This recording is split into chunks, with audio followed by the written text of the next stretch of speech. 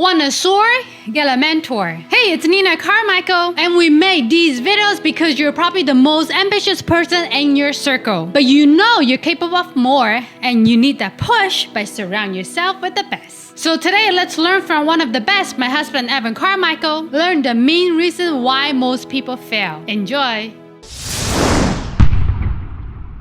Okay, let's kick it off with rule number 1. Get excuses out of your way. Most people focus on the problem instead of the solution, and that is why they fail. I like to say that there are a million reasons why your ideas will never work out and only 8 why they will. Either way, you're right. So it's better to focus on the 8. Your heroes, the people that you look up to, the people that you love and want to be like, right? Your heroes all succeeded with less than what you currently have right now. If they can all do it, so can you. The only thing in your way are your excuses. So one of the things that I love most about both my wife and my team is that they're always willing to find a way. One of the things that Nina loves most about herself, I had her fill out this form maybe 2 years ago of like, what do you love most about yourself? And at the top was, she's a fast learner. She loves learning new things. She loves taking on new challenges. And I love that. I love that about her. And I love that in people. I think you should be a fast learner. I think you should love learning. I think you should always be taking on new opportunities. Right now on my YouTube channel, I've split up my channel into 8 or 9 different channels, and then just recently I split them up again where we launched a top 10 channel just for the top 10 videos. So the top 10 videos aren't on my main channel anymore, and then we're doing an everything channel where if you just want all the content, it's all on one spot. So it's chaos, it's crazy. My whole team has to be restructured and everybody's taking on new projects and responsibilities, and we were supposed to have a 1-month transition phase to do it. That was the recommendation. That was the aggressive recommendation, is to have a 1-month transition period. And for me, 1 month just is death. It's just death. I mean, I said, oh, okay, great, 1 month. But then as I'm into it, on the Tuesday of like the first week, like, guys, we need to launch like this weekend. We need to launch this weekend. Let's go, right? And there's so many reasons why it's not gonna work, and there's so many problems, and yes, we're gonna make so many mistakes, and people aren't trained properly, and there's more work, and we need to, we figure out who wants to do what and how. So many issues. Awesome, let's go. I think about Ray, for example, on my team, who has been doing all these thumbnails. So I have a set design for my top 10 rules thumbnails that people love, and it's been going like that for years. And I've always been on my team to say, I don't care that everybody thinks our thumbnails are great. They can be better. How do we make them better? And so finally, after years of testing, we finally found the format that would win. That would beat our original thumbnails. And there's minor differences. We zoom in on the face, we got rid of the second logo, we make the text bigger, minor differences. And then Ray's been going back and updating split tests, doing against our old videos. And we have 1,400 different split tests on our videos. It's crazy. I think I split test more than anybody on YouTube. So he's going back and updating all the old thumbnails and trying to prove a winner each time. And he's maybe, I don't know, halfway through. These are, think about it, how many videos we have on the channel. We've got 6,000 videos. A lot of them are top 10s. Now with this change, I found a new format. We found a new format, a new thumbnail, different color scheme, different text, different pictures, different logo, new thumbnail format, and we found that it's working. And so I said, Ray, I know you just changed all the thumbnails. We gotta do it again. He's like, this is so exciting, let's go. Like, I love this guy so much, right? Where most people, what are they're gonna complain. They're gonna say, I just did all this work on this other thing, right? You don't wanna be around people like that, and you definitely don't wanna be that. For too many people, the problem is for so many people, that's you. That's not even people around you, that's you. You're thinking about all the sunk costs that you put into something. You're thinking about, I invested so much into this thing, and now you want me to shift everything? Yep. You need to be on the yep side now. You need to adopt that kind of mindset, that kind of personality. That just because I worked before, it doesn't mean it's gonna keep working. You find something new, it's better. Let's go. This is what the whole game is about. So how do you do it? How do you be more resourceful? I'm gonna give you a 3-step process that I think will help. Step number 1 is focus on the 8. So I said at the beginning, there are a million reasons why it's not gonna work out. And if you talk to your friends and family and social media, they'll find a million more reasons why it's not gonna work out. Great, there's a million reasons why it's not gonna work out. Now there's 2 million, and there's 8 while it will. Only focus on the 8. Focus on the 8. Be rigid, be disciplined. Stop thinking about, those negative things are still there, awesome. Those reasons, sure, are awesome, great. I'm only focused on the 8. I don't care about all the reasons why it's not going to work out. That's where most of the world lives. That's the land of negativity. I'm here, and it's a small lane. It's easier. There's only 8 reasons why I'm gonna win. I'm just gonna pick those 8 and focus on that. That's it, choose. It's a choice. You're right either way, right? You are right. If you say, I'm not gonna win because I don't have the education and the resources and the money and the parents, and you're right. You've already decided, you're right. Yes, absolutely, you're right. But people with less resources, less connections, less ideas, less talent, less skills than you, they've done it. You're just full of excuses. If you want to believe the excuses, then you have already lost. If you want to buy into the 8 reasons why you're going to win and surround yourself with your heroes who have done it, and that's a daily source of inspiration for you to keep going off and doing it, then you will win. Focus on the 8, not the million. Number 2 is model success. This is what really helped me. I mean, now I have all these channels and we're modeling success all day long, and I've built an entire business around this, but this is the thing that saved my business from the first start, right? Like Bill Gates, how he built Microsoft saved my company, right? Learning from his story made me finally start to have some success in my business. And then from there, every morning I would read a little bit about a successful entrepreneur. Now I'd much rather watch a video than read, but hack your own learning style. Maybe you prefer to listen to podcasts. I listen to 0 podcasts because I'm not an auditory learner. Learning how to model success, finding people who've done the thing that you want to do does 2 things. 1, it gives you hope. Seeing what they came from. Like go look at Oprah's story. Seeing what she came from. And then for you to say that you have less resources, less available to you than Oprah did at the time that she was growing up is ludicrous, is crazy. You're way more equipped just because you have the internet than Oprah ever did when she was getting started. But maybe you hate Oprah. Awesome, great. Who do you want to learn from? Jeff Bezos, awesome. Go look at his story. Look at the people who you look up to, your heroes, study them. Not how they make an extra $1 million now, but 0 to 1. How did they get started? What did they have to go through? Learn from them. Study them. And it gives you inspiration to know that it's possible, and it gives you strategies.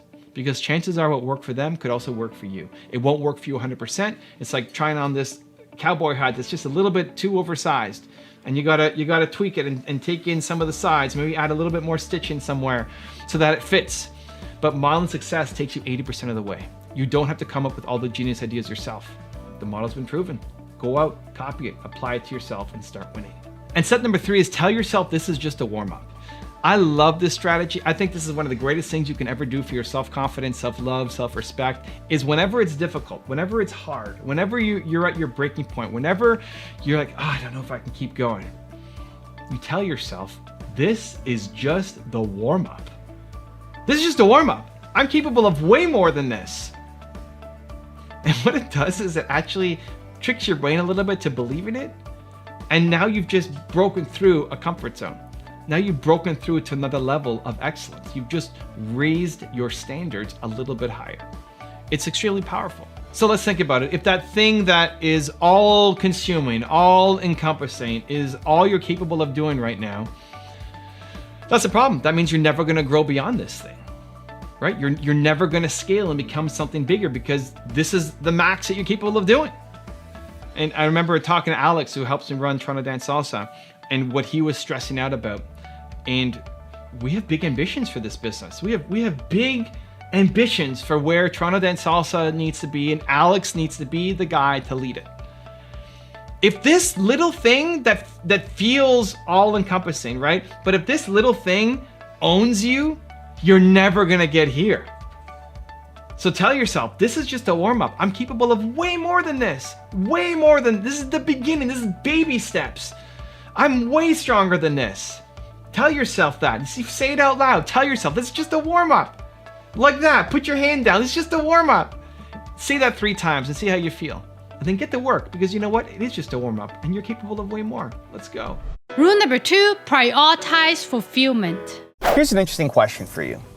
How much do you prioritize excitement versus fulfillment? I don't know if you thought about this before, but excitement versus fulfillment. Both lead to happiness.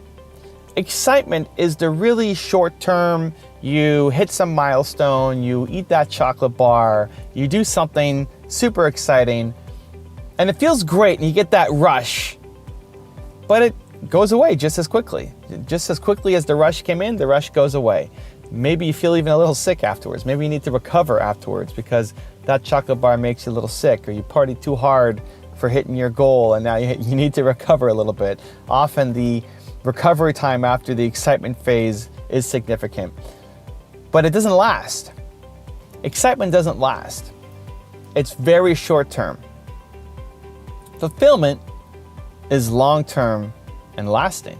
Fulfillment, if you're looking in a happiness context, fulfillment is serving others. Fulfillment is knowing that you had an impact. Fulfillment is that comment that somebody leaves on your video, or the email that somebody sends you, or the phone call that you get saying that you had an impact on their lives.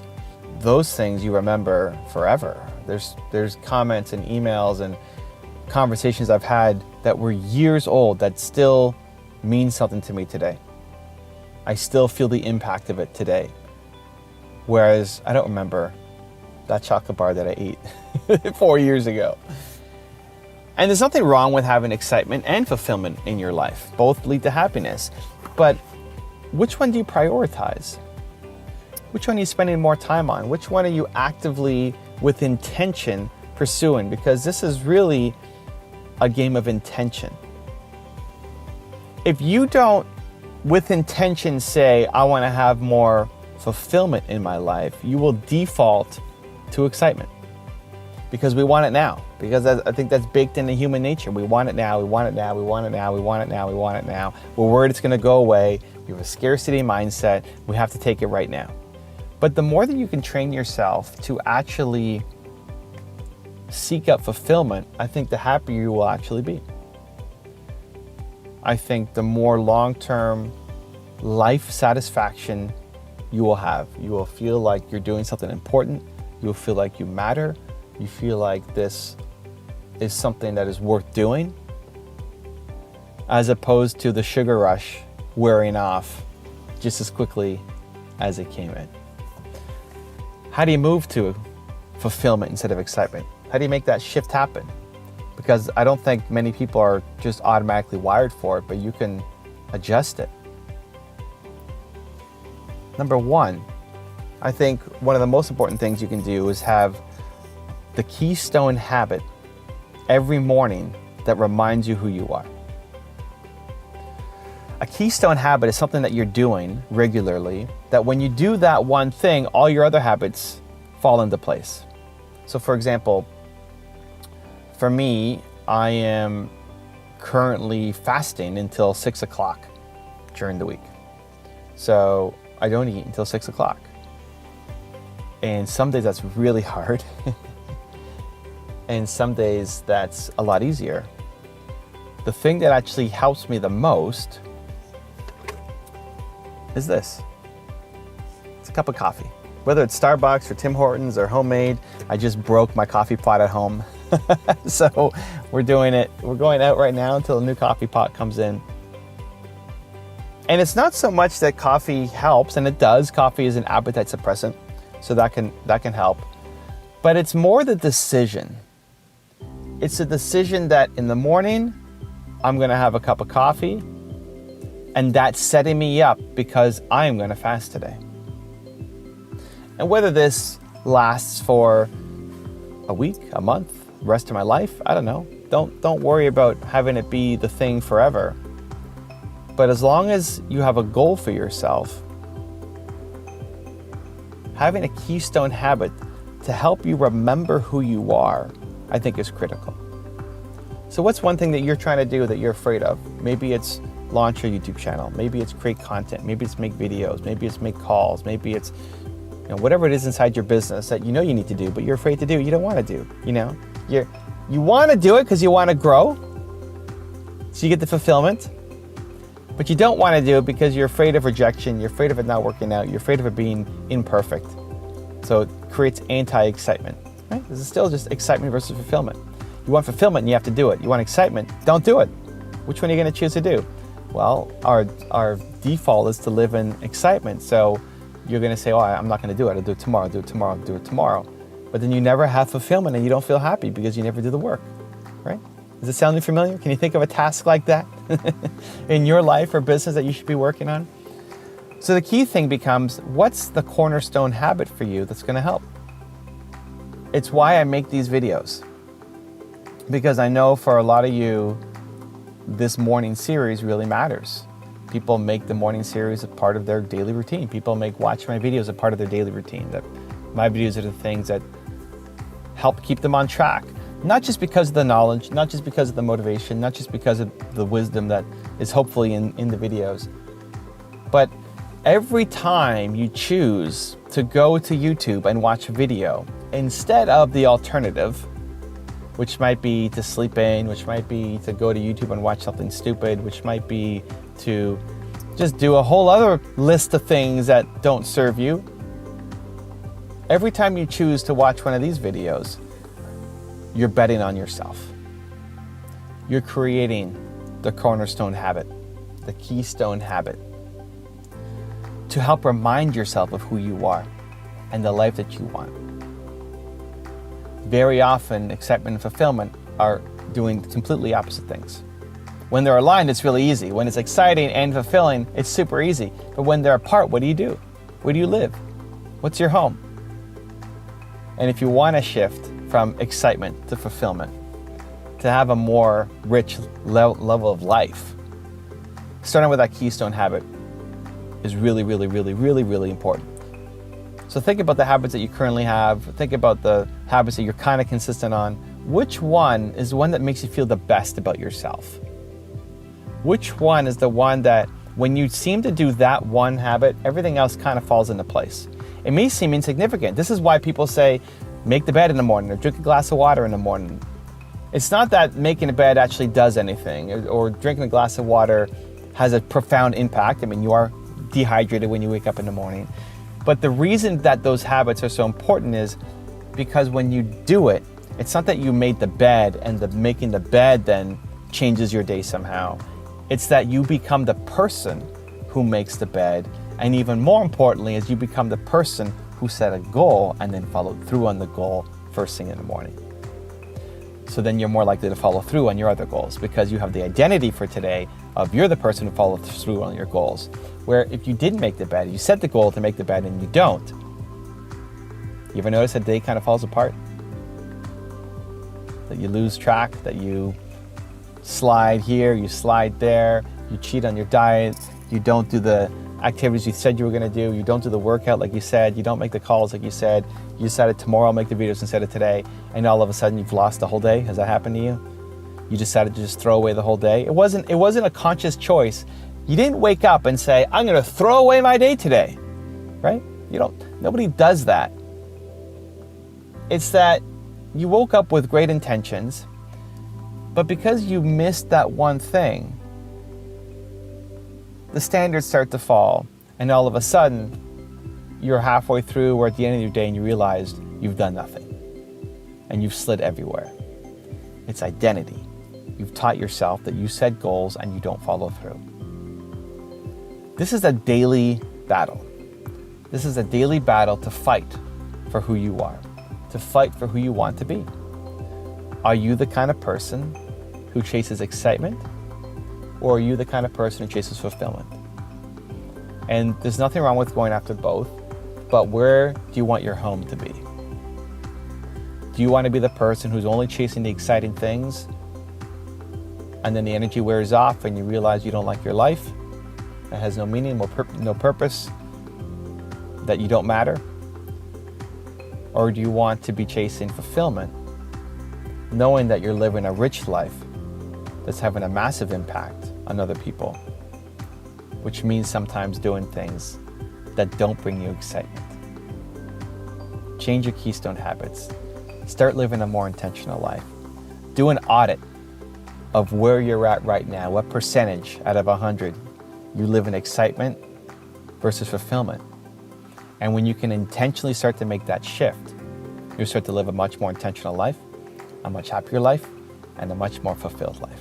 Rule number 3, find out who you are. There are 3 simple ways to get to the root of who you are. 3 simple ways that I wrote an entire book on called Built to Serve, but I want to dive through them with you today because it's really, really important. If you're finding that you don't know who you are, you don't know what your root problems are, you don't know how you want to help people, you don't know what your purpose is, you're trying to find your passion, you're struggling, this is the video that's gonna give a lot more clarity for you, okay? 3 simple steps. Step number 1 is figure out what I call your who. Your who is your single most important core value. What do you believe is your most important core value? Maybe you've never thought about it before. This is something I think, we never learn in school. We don't learn in textbooks. You probably have never talked to your parents about or guidance counselors about. You don't know. And so if you had to really ask yourself, what do I believe in more than anything else? Your single most important core value that means more to you than anything else. And when I've done this exercise with people around the world, it's always something positive. Mine is believe, yours might be hope or care or family or belong or extraordinary, or inspirational or motivation or something, but it's always something positive. I've never had somebody's who be something negative. So it also shows that humans are good. We may not always feel good. We may do things that cause people harm, but we are good. We want to do good. We want to serve. We want to help. So what's your most important core value? That's your who. So for me, it's believe. And already what that will do is give you clarity at the root of your problem. It'll give you clarity for the direction of your life. For me, if I'm ever not happy, it's because I feel like I don't believe in myself enough, or I'm not believing in other people enough. Same thing for you. If your who is family, then you feel like you're not giving enough to your own internal family and to your family around you. If your word is hope, you feel like there's not enough hope in yourself, or there's not enough hope that you're spreading to the world. It's an equal, you need it for yourself first, and then you need to spread it and give it to the people around you. And some people want to give it to the world. Probably if you're watching this video, you want to spread it to the world, and some people just want to share it with their closest people around them. But if you're ever not happy, it's because you're not living enough of your most important core value.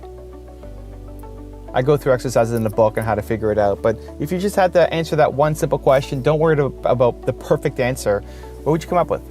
What's your single most important core value? When you understand that, you stop living other people's versions of your life. You stop being pulled in a million different directions because somebody else wants something from you. And it may serve them, and maybe they even think it serves you, but they don't know you. Not like you know you. And you can get clarity on that by figuring out your most important core values. So that's your who. Next is your why. And your why is your purpose, and your purpose comes from your pain. Whatever you struggled with the most is the thing you want to help other people through. So think about the most painful moment in your life. What did you struggle the most with? What did you struggle the most with? What did you feel just worthless as a human? You felt like it was over. You felt like just a piece of garbage. Like, we've all had those moments where you feel useless. Think about that time that was the most painful for you. And it's that kind of emotional pain, right? Not physical pain, but emotional pain. Your purpose, your why, is to help other people who currently are that. We all want to serve. We all want to impact others. We all want to feel like we matter to somebody else. But where it's going to really connect is when you help somebody who currently is who you used to be. I love helping entrepreneurs so much personally because I struggled the most as an entrepreneur, because I actually quit on my business partner for one day before going back. But I quit and I just felt worthless. I was putting in so much time and so much effort and so much work every day, showing up, and just nothing seemed to be working, no results. It just took a beating on my self-confidence. And I just want to make the path a little bit easier for other entrepreneurs to not have to get that low. That's why I make all these videos. That's why 10,000 plus videos later, I'm still here doing it. How do I not burn out? How have I not taken a day off of uploading in however many years? Because it doesn't feel like work, because I'm living. This is living for me. This is living my purpose. This is living in my why. And it's accessible to everybody. So you will find some joy in, buying flowers for your security guard or holding a door for somebody. It feels good. It's good. It's good in the moment, but it fades pretty quickly because it's not connected to a deeper purpose, a deeper why. Your deeper why is helping people who currently are who you used to be They are struggling, they're in pain, they are suffering, they don't know how to get out, they don't think it's possible to get out, they see no hope. You could be that hope for them. You could be that inspiration for them. You could be the person to show them the way. And that will make you feel amazing. That's the kind of addiction you want to get high on. Get high on service, get high on helping. And we all feel it, we just don't know how. This is how. You tap into your why. So you start with your who, your single most important core value, what is it? Then you go to your why, your purpose, it comes from your pain. So my who is believe, my why is helping entrepreneurs because I struggled so much as an entrepreneur, so I believe in entrepreneurs. And that will not change for life. When you figure out your who and your why, it's set, it doesn't change for life because that's at the root of who you are. I will love believing in entrepreneurs for the rest of my life. And if you think that's not possible, you think you're gonna change, really ask yourself, if you figured out your who and your why, try to project forward, try to imagine yourself at 100 years old. Do you still care about those two things? Because I will still care about believing in entrepreneurs. If anything, I'm just gonna believe in them more. So you're set for life. And this what a gift. Imagine having clarity for the rest of your life on what you should do, at least at a high level. Then your third step is the how. So who, why, how. The how is however you got out of the pain that you were in, the struggle that you were in, whatever you went through, is teachable. You probably tried many things to try to get out. I know for me, to save my business, I tried so many things. I tried what I thought was everything, and just nothing was working. Minor momentum, a little bit of it. Like when we closed the sale, we would go to McDonald's and order a large French fries and share it between us because we couldn't afford the whole meal, but still wanted to do some kind of mini celebration. So we got a few wins, but nothing serious, right? Nothing major to really write home about until I found the thing that worked for me, which was modeling success, which was me asking myself, who's done this before? Like, why am I such an idiot? I can't be the only person who's figured this out before. Somebody's done this, who? And I researched their stories and I applied it to my business and I started seeing results. And so ever since then, that was, when I was 20 years old, I'm 41 now.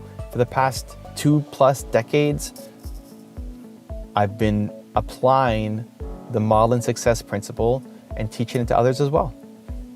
Look at all my content. It's learning from me, but also learning from people who've done a lot more than me. You can learn from them. I'm learning from them. Model success. Whenever you don't know what to do, find someone who's done it, apply it to your life. Apply it to your situation. You can get success as well. And so that's my how. That's how I got out of the hole that I was in. I tried so many different things. None of them worked until I found this one thing, modeling success. It worked, and I've stuck with that, for the past 20-something years. How it evolves, it's evolved, right? At the start, I learned from books. Now I learn from videos. I'm sure in the future we'll learn from VR or holograms or some funky technology, right? I'm gonna be beaming into your living room, sprouting some espresso messaging with my coffee, and we'll sit down on the couch virtually and hang out together. I'm sure the how is gonna change, but however you got through the thing is teachable. It might have felt like it was just some random moment for you, but you tried so many different things. You found something that sometimes worked, that kind of worked, and you're not done growing, right? I'm still believing in myself more. So you're not done growing, but every time you learn, you can reach back and help somebody else out. Denzel Washington had a great line where he's talking about every time you climb the staircase of growth, you reach back and help somebody else out who's a step lower than you, right? If you're at step 100, you can get people to step 99. While other people might be at step 1 million, that's great. You still got to step 100, and there's tons of people who are still at step 0 or step 1, and they need your help, and they need your inspiration, they need your hope, they need your guidance. And the strategies that work for you, even though you're not done growing, they can work for other people too. How you got out of the hole you were in is the recipe. I call it your recipe for success, is the thing that you can help other people through as well. You can shortcut their path, because that maybe took you years to figure out. Maybe it was years of suffering for you until you figured out something that worked. you can then condense that for somebody else so that now in a matter of moments, they're learning the techniques, they're applying it to their life, they're seeing results, and they don't have to do the years of suffering that you went through. And that's the ultimate joy. That's the ultimate satisfaction, is knowing that your message, the work you're doing every day matters, is meaningful, is touched somebody. If you really want to get to the root of who you are and the direction that you want to take in your life, it's just those 3 simple questions. The who, the why, the how. You can pause the video and go through those 3. You can pick up Built to Serve and go through the exercises in more detail. But when you get clarity on those 3 things, everything starts to become more clear. Everything starts to have more intention. Suddenly you have more courage to start living the life that you want to live, because now you actually know the life that you want to live, and you stop getting pulled in a million different directions because everybody else has their own version of your life. Figure out your who, your why, your how, and your life starts to change. Also, if you want to have more self-confidence and self-belief, the science says it can take up to 254 days of consecutive action for you to shift that habit forward. So I've designed a special free program to help you get more self-belief for every day. For 254 days, I will send you an email to an unlisted video that, if you watch it, will shift your confidence forward. The links to join for free are in the description below. If you're doing work that you love, you're more likely to follow through. You're more likely to do it because it doesn't feel like work, because you love doing it. The people who win work the hardest because they love what they do. Create an outline and a schedule. What I found really helpful for me was to create an outline at the start. Rule number 4, chase your dream. What do I do with my life? One of the most important questions that I get asked over and over and over and over again, people are struggling with. What do I do with my life? You see your parents doing something, you see your friends doing something, you know that that's not the life that you want, but you're afraid of actually chasing down your dreams. You see people living their life on Instagram and it's so beautiful and perfect, and you're worried that you're not gonna measure up, that you're not gonna live up to it, that if you try and do your thing, you're gonna fail.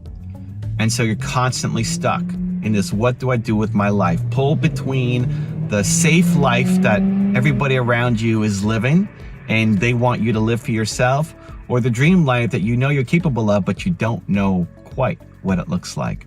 What do I do with my life?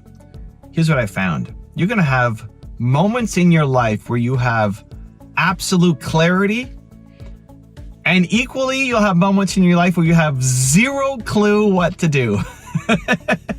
Let's break those 2 down. When you have absolute clarity, when you know exactly what you want to do, when it feels right, when you have momentum, the best thing you can do is put your blinders on and go to work. The best thing you can do is shut down everything else and get to work building your dream. We often hedge. We often play small. We often don't put as much in because we're afraid. But when you have those moments of clarity, you have to go play a bigger game. You have to start betting on yourself. Right now, I look at my YouTube channels as an example. This is a pretty special moment in time. And things are very well aligned for me right now. I mean, been doing YouTube for 12 years, built up a lot of traction, have a lot of momentum, been helping a lot of my friends, made a lot of new friends as a result of the channel, got into rooms that otherwise I shouldn't be in because of the success of my channels. And it's been a lot of work. And the early years did not pay off very well at all. I share on my Instagram a lot of my traction, and first 5 years of the channel, we didn't even have 10,000 subscribers in the first 5 years. And then we went and hit, next 5 years, 2 million subscribers, now passing 3 million subscribers on the main channel. But a lot of slow growth. But right now is a very special moment in time. Right now, I need to push harder on the YouTube channels. Right now, we've launched, I don't know how many channels, a lot of channels. We've got 12 channels plus maybe at this point. I need to be pushing more on YouTube. This is a moment in time. The window here is so wide open that I need to jump through it because at some point it will close. And I don't want to look back on this moment and say, I wish I pushed harder. I wish I wasn't afraid. I wish I did the thing that I knew was right. And we'll have it. You'll have those moments too in your life where you just see it so clearly. You have this vision. You see it all working out, but you're afraid to go actually take the action. You're afraid to go all in on it. You're afraid to do what is necessary. And then what ends up happening is regret. Because you'll be at the end of your life or even 10 years later thinking, I knew it. I saw it so clearly. There was this opportunity in front of me and I wanted to do it and I loved to do it, but I was too afraid and somebody else went off and made millions of dollars off of my idea. Does that ever happen to you? Somebody made millions off of my idea. Well, no, they just went and took action when you were sitting being afraid. And so when you have those moments of clarity, you have to push everything else aside and go after that thing. Even though it's scary, even though it's too big, even though it feels beyond you, you have to go after that thing because that's where your genius lies. And you either lean into your genius and go change the world, or you live the rest of your life with regret. You have to force it. So that's when you have absolute clarity. You'll also have moments in your life where you have no idea what to do. Zero clue. Like, I don't know what to do next. All I know is I don't want to be doing what I'm doing right now. Did that ever happen to you? You know that you don't like your current life. You know that you don't like your current habits. You know that you don't like your current schedule, your routine, what you're doing, who you're hanging with. You know you don't like any of that stuff, but you don't know what to do to change it. Has that happened? If that's you right now, then your immediate goal is the exact opposite. It's not to go all in on one thing. It's to try many things, to give yourself a lot of exposure, to say yes to as many things as possible that are inside your code of ethics, right? Don't go steal something from a store because it's something new, right? That are inside your code of ethics. To taste, to test, to try, to explore, to find the thing that might be the next thing for you. And to lower the barrier for just getting started. So I went through this in my website. When I had my website, a lot of people don't know me from my website because if you go to my website now, there's not that much there, but I used to have 100,000 plus pages of content on my website. And I was playing the SEO game and publishing tons of content. And we had a lot of the big name people in entrepreneurship creating content for our website. And I was selling ads off the site. And I realized at the beginning, I was all in. At the beginning, I loved it. I wanted to write. I wanted to bring on people. We had 5,000 people or so writing for the website. I loved it. I was all in. I saw this moment in time. I was going for it. And we quickly grew the website. But I found that as in maybe year 3, year 4, I was starting to lose interest. Wasn't exciting anymore. And I didn't know what else to do inside the website to bring that energy back. So I started to taste, test, explore other things outside the website. And one of those experiments was YouTube. One of those tests was me starting my first YouTube channel. And I really sucked at it. You can go back and watch my old videos. It took me a long time to get half decent in front of the camera. I sucked at it. I had no natural inclination for it. I told myself, well, I'm an introvert and I'm shy, so I'm always gonna suck on camera. But I realized, I don't know, I liked it.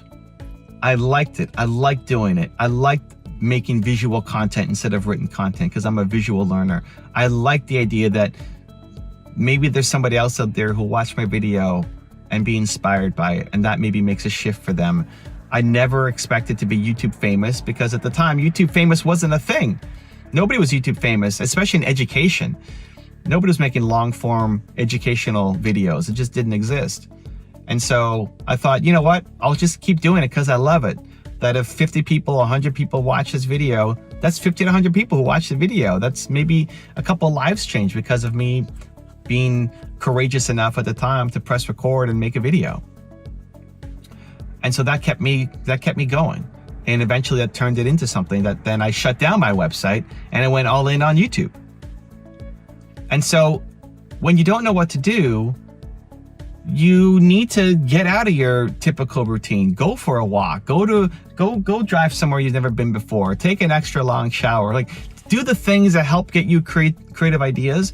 And then whatever comes, whether it's start a YouTube channel, start a podcast, start writing a book, start singing a song, whatever ideas come to you, they will probably sound crazy. For someone like me, it would be crazy to have a YouTube channel. For someone who doesn't like being in front of the camera, who doesn't like seeing himself, who thought that people who filmed themselves had to have a huge ego and be chasing fame, and I didn't want that. For someone like that, I would have never said, never, that I would have 100,000 subscribers, let alone 3 million plus. Never, I would have never thought that was possible. And so a lot of times these new ideas that we come up with seem impossible, feel impossible. For someone like you to do something like that, there's no way that that's going to happen. And so we've already lost out of the gate because you don't give yourself permission to try. You've set these impossible benchmarks and milestones for yourself, and the lack of belief in yourself means that you don't even do it. So reduce that barrier. Bring it down to nothing. Just start. Just experiment. Just create your first video, record your first podcast, sing your first song, write your first page of a book, right? Try that one thing. And the only thing that matters is, did you like the thing? Do you want to go back and do it again? Was it enjoyable? Whether you got a result or not, you probably won't get a good result. Your first thing will suck. Expect it to suck. But did you like the thing? Do you want to go back and do it again? Was it actually fun as opposed to being a chore? Because the more that you keep doing the things that you actually find fun doing, guess what? You're going to get better at it. You're going to get better at it, right? Like, if you actually like learning the thing, you're going to get better at it. Think about all the stuff you learned in school that you never actually learned. You just memorized and it's gone, versus the thing that you actually enjoy doing. That's the stuff that actually sticks. So you can get great at any skill if you actually love doing it and it doesn't feel like work. And so that becomes the immediate job, is to figure out what is the thing that you potentially will love doing, and to say yes to. You say yes to every idea that comes in your head. Stop judging the results of them. Give yourself permission to start small, to fail small, and just pay attention to, do you love that thing? Can you wait to go back and do it again? So this happens for everybody. This will happen multiple times in your life.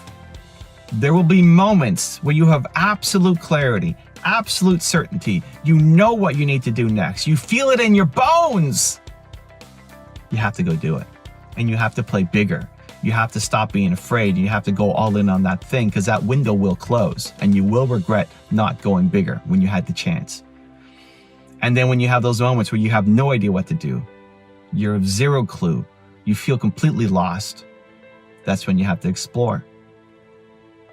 Get out of your comfort zone, get out of your usual routine, go for a walk, listen to that creative inspiration that does come, stop judging those ideas and just starting them and giving yourself the permission to fail, because you will find the next big thing.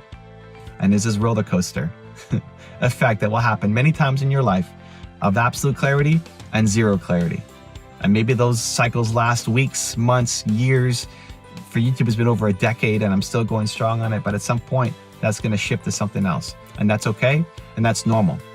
So recognize where you are at in your life right now. Where are you right now? Do you have absolute confidence and clarity, or do you have zero confidence and clarity?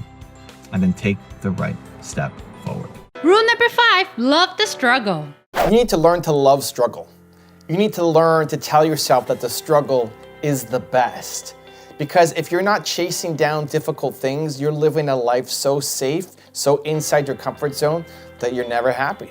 I had a woman come out to my event last night here in Milwaukee, and I gave her some advice on how to build her business, and she said, wow, that sounds so hard. Yeah, teach yourself that you're the kind of person who does hard things. I love hacks, I love shortcuts, I love optimizing, I love it. It's amazing, it's the best. And I love doing difficult things. Otherwise, you stay inside your comfort zone and you only do the things that you feel safe to do. And then you hate your life.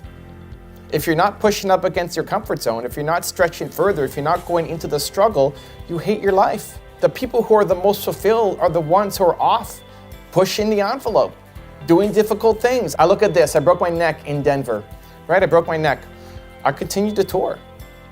We still had, I don't know, 5 or 6 more stops that we had to make, almost a month of touring. You still had to go off and do the tour. I canceled 1 stop, then I did a short version in Kansas City, and then I did all the way through. We're still going, full 3 hours. I had to still make videos, right? Videos still have to go up. Last week, I was still suffering from a concussion. So I hit my head on a baseboard, cut my head open, had 3 staples in the back of my head, broke my neck, broke my upper back, got a concussion. Still gotta make videos, right? I still have to make videos. I love it. Because it's in the difficult times that you show yourself what you're made of. When it's easy and you win, you don't care. If you win a race against 3-year-olds, who cares? But if you go up and race against Usain Bolt and he beats you backwards on 1 leg, you're still pumped because you got in the race against Usain Bolt. The self-pride, the self-respect, the confidence, the growth comes from doing things that you struggle with, not from always doing the easy thing. You hate your life if you're just doing the easy thing. So last week I had to make YouTube videos. I was still a bit concussed. Like, I don't think I can do this. I can't do a full set of making videos. And so you may have seen my wife on the main channel doing a lot of the points. I did the intro for the top 10 and then she did the actual points. On the Espresso videos, these ones where I usually share my opinion. Last week, we had a whole week of me not sharing my opinion because it was too much, because the bright lights on me with concussion, I couldn't do it. But I was still proud of my effort. The results sucked, right? The result of making a final product that is gonna crush it probably didn't happen. But I'm proud of my effort. I struggled through it. And even though my result was worse than what a normal video would be, I'm so much happier. I'm so much more proud of myself because I did it when it was difficult. And so today I'm back in my game, back to doing the Espresso videos, back to sharing my thoughts and my feedback. But I'm still pumped that I did it last week, where most people would throw in the towel and say, okay, I can't do it. Or they'd go home and quit on the tour, and everybody would say, no problem, go for it. Like, it's understandable. Do things that make you proud. And you're proud of yourself when you do things that you struggle with. Lose the mindset of that you only want to attack easy things. Yes, hacks, optimizations, shortcuts. Yes, I love it. And we want to take on difficult things. Train yourself that if something's difficult, you're going to attack it. Lose the vocabulary when you hear yourself saying, oh, that's too hard. It's a trigger that you have to go off and do it. Just to try, whether you win or not, just to try. Just to train yourself that you do difficult things. That's who you are. That's your identity. And train yourself that the next time you're complaining about something, that something seems too difficult, it seems too overwhelming, you can complain for 8.5 seconds and then tell yourself, this is the best. Because this is my chance to show myself and the world what I'm made of. Rule number 6, be patient with the result. You're not in a big enough hurry because you don't view patience and impatience properly. You were trained and conditioned with a perspective that does not serve you. Today, we're gonna break that.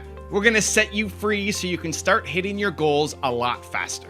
Most people are patient with themselves, but impatient with the results. I'll say that again. You're patient with yourself, but you're impatient with the results. You want the results to happen right away. You're impatient. Like, when am I gonna get these results? But you're patient with yourself. You'll give yourself a break. You'll let yourself down. Like, I'll do that tomorrow. You're patient with yourself, but you're impatient with the results. I want you to flip it. This is the perspective shift that if you understand and make in your business, your entire life will change. You need to flip it. You want to be patient with the results and impatient with yourself. You want to be patient with the results and impatient with yourself. Know that the results that you're after will take time. You're chasing down big goals. You're an entrepreneur. You want to do amazing things. It's going to take some time for that to happen. But the impatience you need to put on a daily basis is on yourself. Did you do the most that you can do today and every single day to move a little bit closer to achieving your goals? So look at my business as an example. My next goal is to hit 10 million subscribers on my main YouTube channel. That's a big goal. It's going to take me a while to get there. right? It's not going to happen tomorrow. No matter how much work I put in, no matter what I do, it's not happening tomorrow. It's going to take some time. I get that. I'm patient with that. And I'm insanely impatient with myself. It's like, what can I do more today to get me closer to that goal? How can this video be the best video I've ever made? It may not come out, but it's my intention. You may not get that result every day, but it's my intention. If your intention was to every single day do the most you could do to move closer to your goal, man, you would get there so much faster. The problem is you're too patient with yourself. It's okay. I'll do it January 1st, right? New year, I'm gonna start fresh. January, I'll do it Monday. Start of the week. I can't do it now. It's a Thursday now. I can't do it now. I'll do it Monday. It's start of the week. I'm gonna start. That's the problem.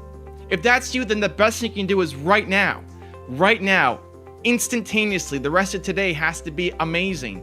And same thing for tomorrow, and same thing for tomorrow. Stop letting yourself off the hook. Stop saying it's okay, I'll get to that some other time. This is the problem why you're not accomplishing your goals faster. You're too patient with yourself. And then you're sitting there wondering, why am I not getting results? I've been doing this for 4 years and I haven't gotten results yet. You've been barely doing it. That's the problem. Doing something once a week, doing these starts and stops, you're never gonna hit your goal. It's gonna take you such a long time to get there. So don't be frustrated that it's taking time to get there. Be frustrated with yourself and the lack of effort that you're putting in to attack it. And change your identity. As soon as you start coming with that idea of I'll do that some other time, instantly stomp that out. Crush it. I'm doing that right now. And so I want to hit 10 million subscribers. It's going to take me some time. You might say, wow, you're growing quickly. Awesome. I think I'm growing slowly, right? I want to go faster. I want today to be the best day ever. I need to make this video better. I need to make my thumbnails better. I need to make my team better. I need to make the editing better. It's a constant push every single day to do the most that you possibly can to get closer to accomplishing that goal. I want you to flip it. Be patient with the results. They will come. And impatient with yourself.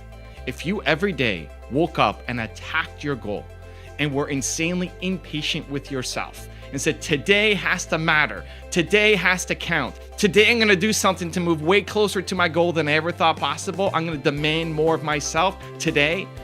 If you did that every day, holy cow, those goals are gonna pour in for you, and I'm cheering you on. So let's go super tactical for a minute. I want you to think about one thing that you've been putting off, one thing that you know you need to do, one thing that you know would move you a little bit closer to your goal, one thing you've been putting off. What's coming to mind right now?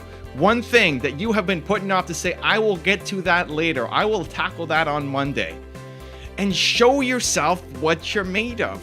Make yourself proud today. The problem is we're not proud enough of our own effort. We're not proud of ourselves. It's not about proving it to anybody else. It's not about proving it to me or your parents or your family or anybody else. It's proving it to yourself. Being proud of yourself. And so my challenge for you today is, I want to go tactical. I want you to think about one thing that you have been delaying, that you've been putting off. I want you to tell me what that thing is in a comment below. And as soon as you press enter or send or whatever you press on YouTube to submit a comment, and then go do that thing. Or at least take a micro action on it to start building momentum and to start shifting your identity as you are somebody who is impatient with yourself. You're gonna demand results from yourself on a daily basis. Rule number 7, the last one before our very special bonus clip, make no excuses. Successful people don't make excuses. Successful people don't complain. If you look at whoever you want to look up to, look at the most successful people in the world in any industry, look at the top and look at how much they complain.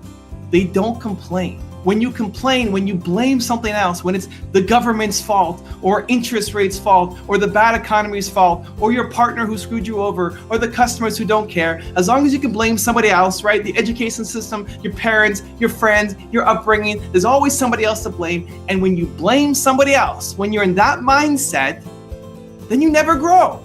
You're making things easy on yourself. It allows you to coast. It allows you to play life super safe because it's not your fault that you're not more successful. Of course, it's not your fault. That would be difficult. That would be hard. It's somebody else's fault. So you can just stay where you are because people are holding you back from accomplishing the thing that you want to accomplish. Where successful people take responsibility for where they are in life. and they say, I don't care about the government. I don't care who's president. I don't care about regulations that you have or things that you're holding me back on. I will still go out and get mine. And of course, there are other factors.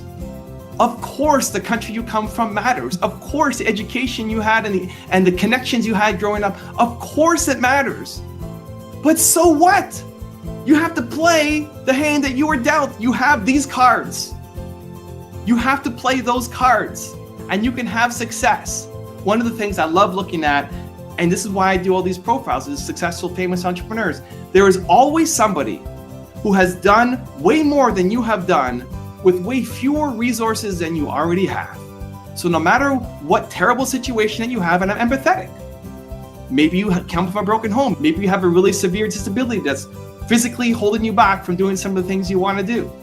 You know, maybe there's a lot of pressure on you. Maybe you have some disease. Maybe you have zero money in your bank account. These are real pressures, and I'm empathetic to that.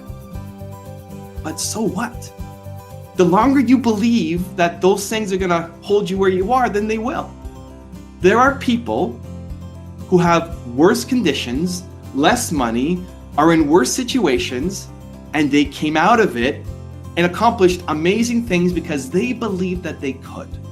And if somebody looks like you, has gone on and accomplished big things, then you can too. And it only happens when you accept responsibility for where you are in life. So I could look at my YouTube channel and say, the YouTube algorithm changed.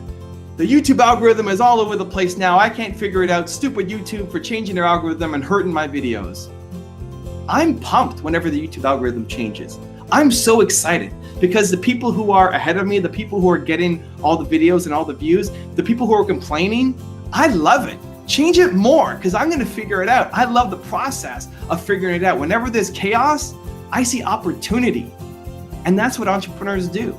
The most important thing that you need as an entrepreneur is not resources, it's resourcefulness. So that no matter what is thrown at you, and you're gonna get a lot thrown at you in your life, you have already had a lot of stuff thrown at you. And guess what? As an entrepreneur, you're just gonna get punched in the face again. It's gonna get worse. You're gonna get more thrown at you. It's gonna be eating more crap for years. This is the life you signed up for, and on the other side is amazingness. So when you accept responsibility for where you are, when you realize that in every situation, no matter how much outside your control you think it is, there's always something that you can do to make your situation better. When you accept that full responsibility and stop making excuses, that's when life starts to change. That's when your business starts to explode. And that's when you start to see the impact and financial wealth that you want to create for yourself start to happen. People are afraid to tell the truth. You're afraid to tell the people around you the truth that could actually help them, that could serve them. You're afraid to tell them the truth because you're afraid that they're gonna judge you. You're afraid they're gonna reject you. You're afraid they're not gonna take it well. You're afraid they're gonna be sensitive. But you're actually doing everybody a disservice.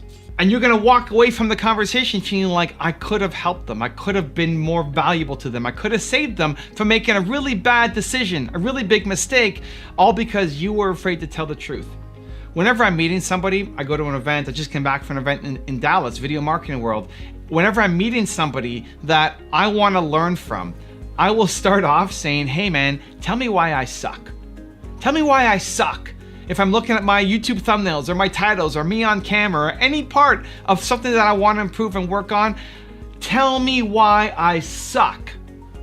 Now why? Why do that? Well, it's not just because I'm a glutton for punishment, right? I don't want people just yelling and raging at me. It's because when you do that, when you lead with that, when you say, tell me why I suck, it gives the other person the permission to be honest with you. Because they have advice that can help you. They have advice that might be able to change your business or your life, but they're gonna hedge. They're gonna play it safe. They're not gonna tell you what you need to hear because they're afraid of offending you. They're afraid of hurting your feelings. And so you open up and you say, tell me that I suck and why. And then invariably what the answer is, well, you don't suck, but you know, you could do this, this, and that. And they'll tell you what you need to fix. Where otherwise, if you didn't lead with the tell me why I suck, they would hedge and they wouldn't tell you everything that's on their mind. They wouldn't tell you the thing that you need the most, which is their honest, brutal opinion on what you do. Now, it doesn't mean that you suck as a human. You're amazing as a human. It just means you don't have the skill set. You're not good at this one thing that this person is an expert at and can help you. And so the next time you're going to an event or you're talking to somebody who might be able to help you, lead with it. Lead with it. Say, I respect you. I love what you do. I'm trying to work on this. Tell me why I suck. And then watch the honesty come through. Okay, let's flip it now. Let's go to the other side. Now it's about you giving feedback to people instead of you asking for feedback on yourself, right? It's really hard. It's hard to give people feedback. It's hard to tell somebody that they suck at something and give them specific ideas on how they can get better. How I have approached it more and more and more is I need to show this person that I love them, that I care for them, that I think they're a genius, that you have Michael Jordan level talent at something, that I believe in them more than they believe in themselves in this moment. And in order to cross that chasm, you need to go and do this stuff. You need to do this, these 3 things. This is what you need to do to go from where you are now to out here. And nobody's willing to tell you the truth. I can't tell you how many conversations I've had with entrepreneurs over the past couple years where they've come back and said, thank you so much. You're the only one telling me the truth. But it's a truth from a place of love. And that's the key thing. Because as soon as you tell truth, you're poking on this little vulnerability, right? You're poking on a wound. They don't want to hear it, right? People want to be told how great they are. They don't want to hear the weakness, the vulnerability, the truth. You're poking on it. They know secretly that it's true, but they don't want anybody poking. You're poking on it. But it has to be from a place of love, and they have to feel that love. And so here's what happens. And usually with somebody that I know, but somebody that I don't know at all, I'm not going to go hard on them. But I'll tell them the truth. And then they'll get defensive. They'll get defensive and say, well, I don't know, come up with some excuse, right? Constantly. And then they'll defend themselves and say, well, how good they are. And then I'll go to a higher level of good than what they think. So if you're attacking somebody's YouTube videos, right? Say, well, hey, to fix your YouTube videos, you gotta be more authentic. You gotta be more genuine. You gotta tell real stories on your channel. I'm not feeling the emotional connection. They'll get defensive and say, well, listen, I've been growing my channel. I'm building up. I'm trying. I'm doing the best I can. I've got all these, whatever, excuses, delays, blah, blah, blah, right? So I think you're a genius. I think you can be the best in your entire industry. And at this point, it confuses them because first they're hearing a criticism and now they're hearing this insane love. And now they're willing to listen. And then that pushes them to actually take action on the thing that needs to happen. And it takes a big emotional investment to make that happen. It takes a big commitment on your part and patience to stay with them and to go through the negativity, to go through the defensiveness and come out on the other side with love and optimism, positivity and heart. But that's how you actually make change in somebody. Because tiptoeing around the truth, dancing around it, having these little tiny piecemeal pieces that you're giving them that they're not hearing means that they are going to go and make a terrible mistake. And so, at least in my view, I think it's your responsibility to help them. It's your responsibility to tell them the truth and to hold their hand and to help them see and to help them get a better result because you believe in them more than they believe in themselves. And they need your wise counsel because nobody else is telling them the truth. Most people aren't happy in life because they're living somebody else's truth. You're not living your truth, you're living somebody else's version of it. Your parents, your family, your culture, your society, you're living somebody else's version of it. And so you're never happy because you never explored it. You never picked at it. You never found out what you could be. And you settled for something less than what you're capable of. You know you're capable of more. You may not know what the thing is that you should be doing, but you know it's not this thing right in front of you. I can't tell you how many people I've met on this tour who have that story to share. I had a woman whose father told her that women should not be doing any kind of entrepreneurial ventures, that women are meant to be teachers. And so she spent 15 years being a teacher before having the courage to jump off and start her own business. And now she has a multi-million-dollar construction business. I had a girl come up in Albuquerque, where I am right now, who studied for years to be an accountant. Why? Because her mom was an accountant. And so her mom made her go study to become an accountant. And she didn't know what she wanted to do. So she said, okay, great. Yeah, I'll be an accountant. She just graduated and realized, I don't want to be an accountant. This isn't for me. It's easy. It's the path that my parents took. Like, it's great for me to get into it. I can get easy money. You know, my mom said, I'll like it when the money starts coming in, but money's coming in and I don't like it. I want to do something else. I know I'm meant for something greater. And so she told her mom, I don't want to do this. I want to learn how to be a management consultant and I'm going to go back to school. That takes a lot of guts. That takes a lot of courage. Most people do not have that courage. Most people do not have the courage to stand up to their parents and say, I don't want this life. It doesn't mean you have to hate them. You have to attack them. You have to tell them they're wrong. This is for you. You don't want that life. Most people never have that courage. And the story that comes to mind for me is Accio Morita. And use this as motivation, as wisdom. If you are trying to battle your parents or your culture, your friends or your society, remember Accio Morita. He started Sony. Now he came from 11 or 12 generations of sake brewers, Japanese background. The Japanese culture is super family oriented, and the oldest always takes over the family business. The oldest has to follow in line with what the family was doing. And so he was expected to take over the sake business. And it's not just one generation. You're talking 11 or 12 generations in a Japanese society. And he said, I don't want to do this. I want to start my own business, a technology company, at a time when Japan was known for super low quality products. This is the man who put Japan on the map for high quality products. That products coming out of Japan meant something, was a stamp of quality because of Accio Morita. And he went on to build one of the most successful brands in the world, Sony. But it starts with having the courage to say, that's not my life, that's not my truth, that's your truth. And it's out of love. Your parents love you, your friends love you, your society, your community, they love you. It's not out of hate. It's very few parents who say, do this because you're going to suffer. You know, it's out of love. They just have a different version of it. Their world is different. They don't understand the world that you're growing up in. And so you have to have the courage to go off and start your truth. The challenging part, though, is it's uncertain. You don't know what it looks like. You haven't started. And so here's what I call the 2% difference. This is the secret to moving forward. As soon as you get an idea, you get an idea for something, trust that idea. Trust that idea that it's actually the right thing for you. Because what we typically do, you get an idea and then your brain talks you down from doing it. Your brain says, well, you're not talented enough, you haven't gone to school, you don't have the money, you don't have the resources. It talks you down from doing that big crazy thing. I believe that idea came to you for a reason and you need to trust it and go take action on it. Even though it doesn't make sense. You're trying to solve a matter of the heart with your head. You can't logically think your way through how you're going to feel about something. You can't. You can't think your way through if you're going to like sushi or not. You can't think your way through if you're going to love somebody or not. You can't. Similarly, in finding your truth, finding your passion, finding your calling, you cannot think your way through it. You have to feel it. And so the starting point is going off and doing it.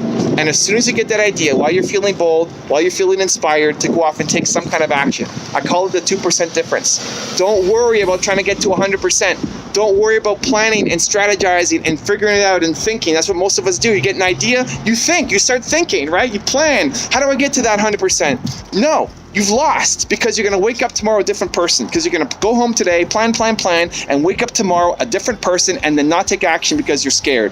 Because your brain will start talking you down from that crazy big idea. Your brain will talk you down from going off and living your truth. That's what's going to happen. That's what always happens. And so while you're feeling the energy and the momentum, you got to take some action. Instead of planning how to get to 100% of the way, you take action immediately on getting 2% of the way. 2%, the 2% difference.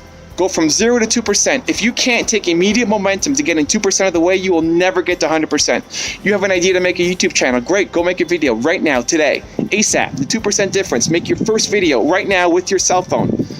What most people will do is start researching, right? What am I going to talk about? What am I going to wear? What's my hair going to look like? What camera do I need to get? What phone do I need to get, right? What's my lighting going to be? What microphone? Think, and then never do. Because you're a perfectionist. You're going to perfect your way out of ever living your truth. The beginning is messy. It's supposed to be messy. Go off and get your 2% difference towards finding and living your truth. Quick example, my story. I'm here in Albuquerque, New Mexico right now. I was walking down a beautiful summer day last year, and I decided that I was going to take Nina to every city in North America with 1 million plus people. Every city in North America, 1 million plus people. That was my decision. Great. What's my first step? Action. The 2% difference. So it's not, here's what most people do. It's not go home and research how many cities there are. It's not go home and make a plan for how we're going to do this. There's lots of reasons why it's not going to work. Nina still had a full-time job. I had no idea how many cities there were. I had no idea what the next step was going to be. Just do something. Immediate action. And so I thought right away, 5 seconds later, here's my goal. Great. 5 seconds later, this weekend, let's hit one city. Boston. Nina had never been to Boston, so I thought Boston was the closest city to Toronto. It wasn't. Pittsburgh actually was.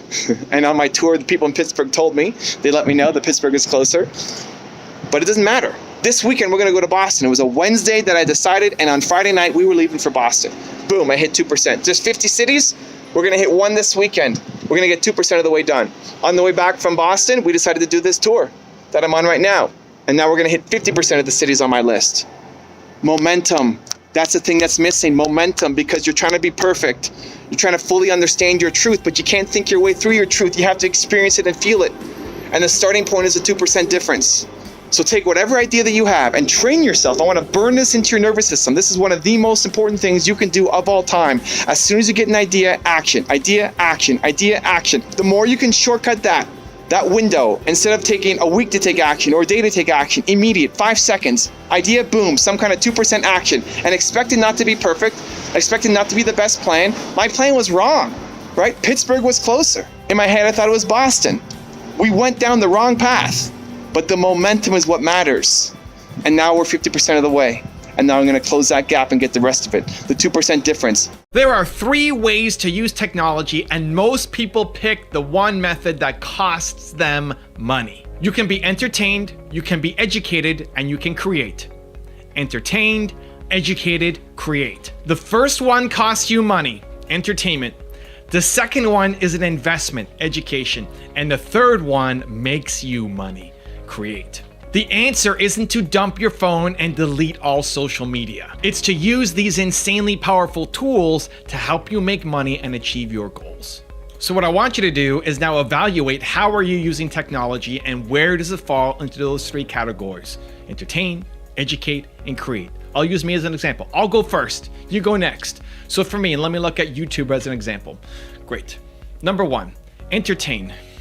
Very little. The only entertainment content that I consume on YouTube is going to be 1, music, which is really more just getting my state into an energetic, positive one.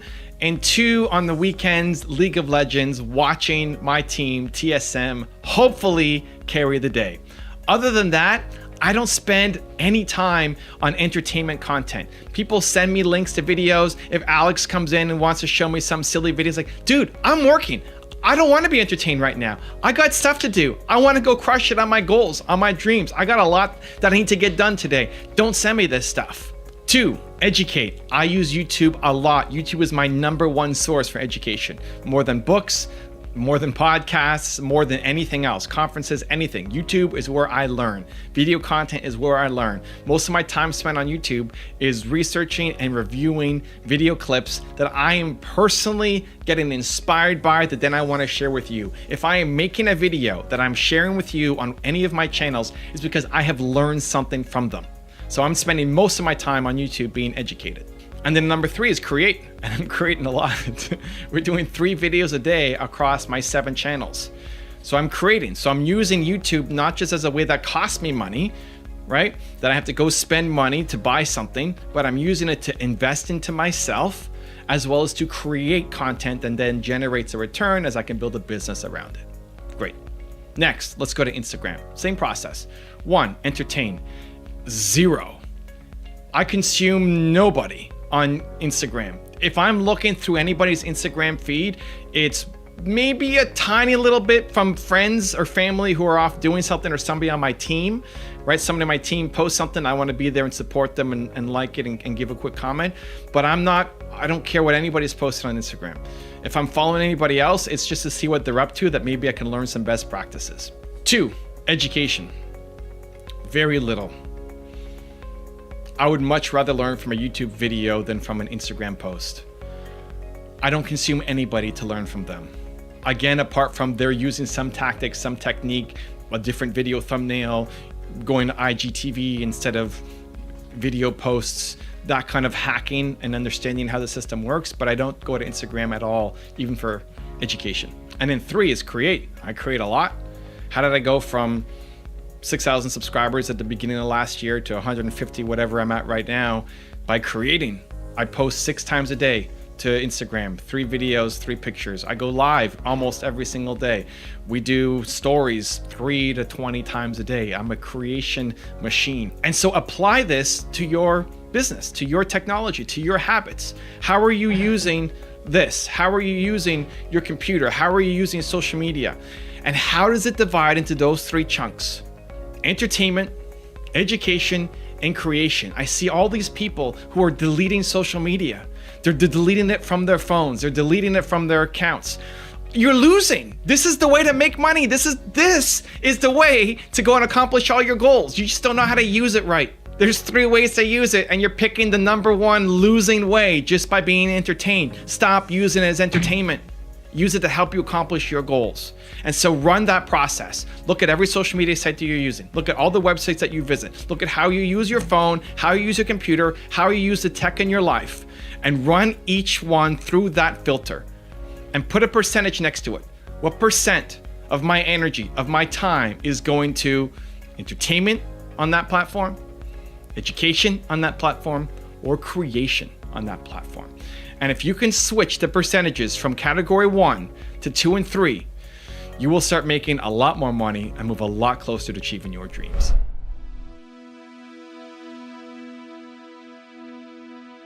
If you want to know how to solve the biggest problem that's holding people back, check out the video next to me. I think you're gonna enjoy. Continue to believe. I will see you there. So now when you set a new goal for yourself, you don't believe that you're actually gonna follow through. And that continues to cycle on and spirals down into you not being proud of yourself.